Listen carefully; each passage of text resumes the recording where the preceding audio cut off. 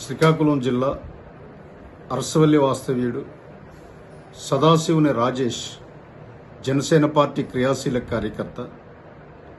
పవన్ కళ్యాణ్ గారన్న ఆయన భావజాలం సిద్ధాంతాల యందు అత్యంత విశ్వసనీయంగా పనిచేసినటువంటి వ్యక్తి. అటువంటి వ్యక్తి సామాజిక స్పృహ బాధ్యతతో అరసవల్లి ఆ పరిసర ప్రాంతాల్లో ఇసుక అక్రమ రవాణా ఎందుకు చేస్తున్నారో అని అడిగి ప్రశ్నించినందుకు గాను మా కార్యకర్తని హత్య చేయడం చాలా దురదృష్టకరం. ఈ ప్రభుత్వం యొక్క తీరు అద్దం పడుతుంది.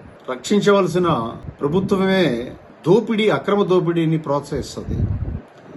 ఎవరైనా బాధ్యత గల వ్యక్తి ప్రశ్నిస్తే వాళ్ళని చంపేస్తారు. అంటే మీరు చేసిన అక్రమ దోపిడీకి ప్రశ్నిస్తే చంపేస్తారా?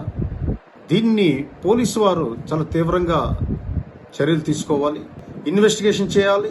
ఈ ఇసుక అక్రమ దంద మొట్టమొదటిది మా క్రియాశీలక కార్యకర్త సదాశివుని రాజేష్ హత్యకు కారకులు ఎవరు? ఇద్దరు లొంగిపోయారు స్టేషన్లో అని చెప్తున్నారు.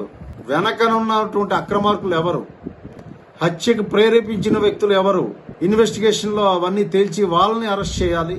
పవన్ కళ్యాణ్ గారి ఆదేశాల మేరకు అక్కడ ఏం జరిగింది అనే వాస్తవాలన్నీ కూడా మేము తెలుసుకుంటున్నాం. అక్కడ assistant director of mines and geology అడ్డుకోవాల్సిన ఆ యంత్రాంగం ఏం చేస్తుంది? హత్య జరిగిన తర్వాత పోలీసు వారు తీసుకున్న చర్యలు ఏమిటి?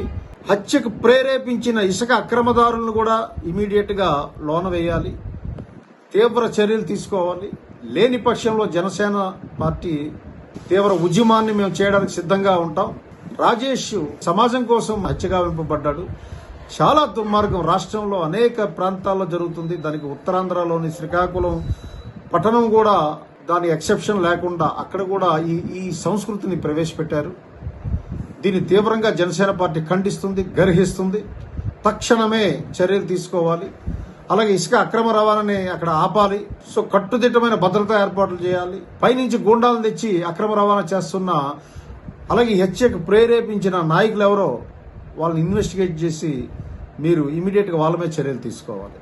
Thank you.